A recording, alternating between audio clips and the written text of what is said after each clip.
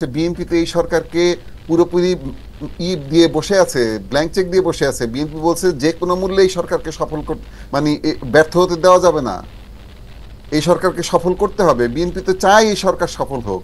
BNP চায় এই সরকার বিএনপিকে বলুক যে ঠিক আছে আপনারা এই জায়গাটা দেখেন, এই জায়গাটা আমাদের হেল্প দরকার। বিএনপিটা পছন্দ করে, বিএনপি আগ্রহের সাথে এটা কাজটা করে দিবে। বিএনপিতে সে কারণ যেই কাজগুলো ওনারা করতে চাচ্ছেন এইগুলো নিয়ে বিএনপি গত 2-3 বছর যাবৎ খুব নিবিড়ভাবে কাজ করেছে বিএনপির কিছু মানুষ, যে কোন কোন জায়গাগুলোতে সংস্কার করা প্রয়োজন, কোন কোন পয়েন্টগুলোতে সংস্কার। খেয়াল করবেন আমাদের ভারপ্রাপ্ত চেয়ারম্যান মহোদয় একটা কথা বলেছেন, উনি উনার সাথে কাজ করে আমি যেটা বুঝেছি, উনি যেটা বলেন সেটা উনি মিন করে বলেন, সেটা উনি করবেন।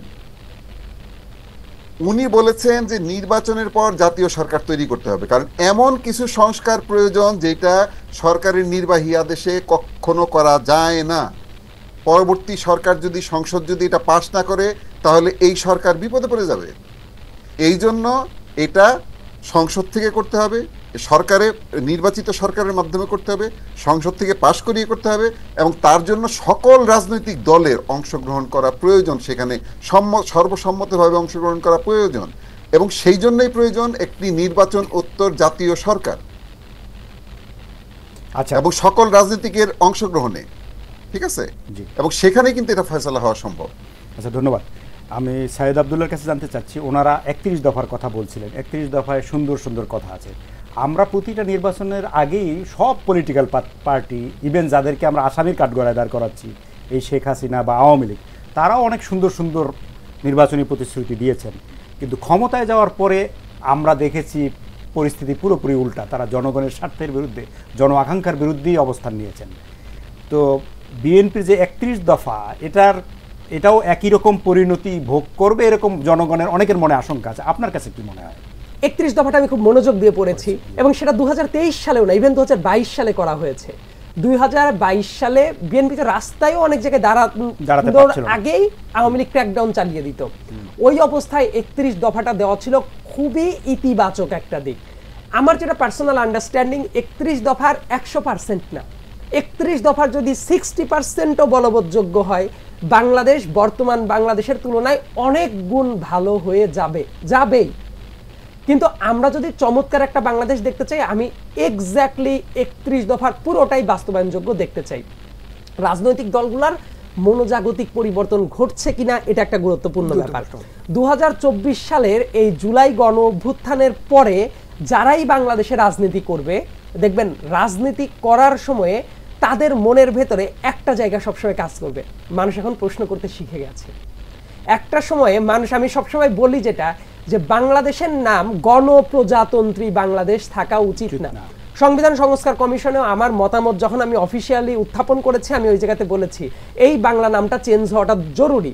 যিনি অনুবাদ করেছিলেন, ওই যে প্রয়াত আনিসুজ্জামান, উনি এই অনুবাদটা কারেক্টলি করেন নাই, কারণ গণপ্রজাতন্ত্রী হতে পারে না, কারণ এই প্রজা বলতে কিছু বাংলাদেশে থাকা উচিত না, কারণ রাজা থাকলেই তো প্রজা আসে, আমরা তো কেউ রাজা না, দেশের মালিক তো দেশের জনগণ। সো এতদিন মানুষ নিজেদেরকে প্রজাই ভাবত, কিন্তু এই গণ অভ্যুত্থানের পরে একটা জিনিস হবে, কেউই আর আনচ্যালেঞ্জড অবস্থায় রাজনীতি করতে পারবে না। আমি বলছি না যে রাজনৈতিক নেতারা সব ফেরেস্তা হয়ে যাবে, রাজনৈতিক দল XYZ সবাই ভালো হয়ে যাবে না, কিন্তু মানুষ কিন্তু আগে যে প্রশ্ন করতে ভয় পেত, মানুষ এখন সেই প্রশ্নটা করবে, এবং সেটার সাথে রাজনৈতিক দলগুলোর অ্যাডাপ্টেশন হবে কিনা এই ব্যাপারটা জরুরি। এবং কেউ যদি অ্যাডাপ্টেশনে না আসে, তাহলে যেটা হবে, এই রাজনৈতিক দলগুলোর পরিণতিও কিন্তু মানুষের মনের সাথে যাবে না। এবং শেখ হাসিনার মতো এত শক্তিশালী একটা ফ্যাসিস্ট রেজিম যদি পড়ে যেতে পারে, অন্যদের ক্ষেত্রেও কিন্তু নানা ধরনের সংকট তৈরি হবে। আমি সবসময় একটা কথা বলি, তারেক রহমানের সামনে একটা সুবর্ণ সুযোগ আছে স্টেটসম্যান হওয়ার। স্টেটসম্যান হওয়া আর একটা সরকারের প্রধান হওয়া, দুইটার ভেতর কিন্তু যোজন পার্থক্য আছে। যে কেউই সরকারের প্রধান হতে পারে, কিন্তু স্টেটসম্যান হওয়ার সুযোগটা কিন্তু সবাই পায় না। স্টেটসম্যান হওয়ার সুযোগ পেয়েছিল শেখ মুজিব, এটা প্রফেসর আব্দুর রাজ্জাক ছিলেন জাতীয় অধ্যাপক, উনি কিন্তু বলেছিলেন, কিন্তু শেখ মুজিব সেটা খুব বাজেভাবে এক্সপ্লয়েট করে একজন স্বৈরাচার হয়ে গেল। বাংলাদেশের তো প্রথম স্বৈরাচার শেখ মুজিব, এটা কিন্তু সত্য একটা ঘটনা, যেটা আমাদের তরুণদেরকে ভুলিয়ে রাখা হয়েছিল, সেই ইতিহাস কোথাও ছিল না। এবং তার ফলশ্রুতিতে যেটা হয়, দেখবেন এই স্টেটসম্যান হওয়ার, জিয়াউর রহমান কিন্তু স্টেটসম্যান হওয়ার পথে খুবই এগিয়ে গিয়েছিলেন। ওনাকে যদি ওইভাবে নির্মমভাবে না মেরে ফেলা হতো, উনি কিন্তু বাংলাদেশের ডাইনামিক একটা চেঞ্জ নিয়ে এসেছিলেন। এবং আমার কাছে মনে হয় বর্তমান বাংলাদেশের আবার সেই সুযোগটা তৈরি হয়েছে।